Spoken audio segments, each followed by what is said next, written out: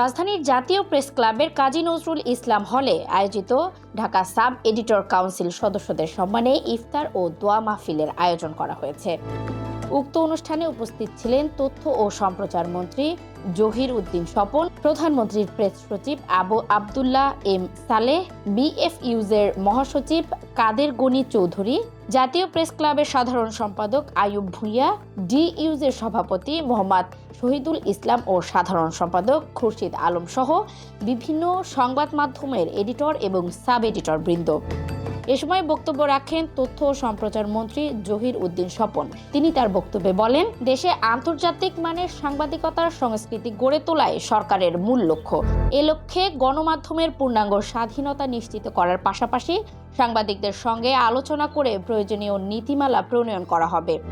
তিনি আরও বলেন, গণমাধ্যম প্রতিষ্ঠানে সাব এডিটররা মূলত মেরুদণ্ডের ভূমিকা পালন করে।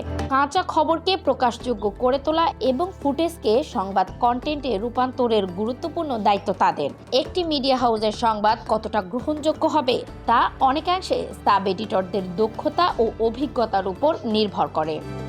মন্ত্রী তার বক্তব্যে স্পষ্ট করেন, সরকার গণমাধ্যমের স্বাধীনতায় বিশ্বাস করে, তবে তা যেন নৈরাজ্যে পরিণত না হয় সেজন্য সাংবাদিকদের সঙ্গে আলোচনা করে প্রয়োজনীয় নিয়মকানুন নির্ধারিত করা হবে।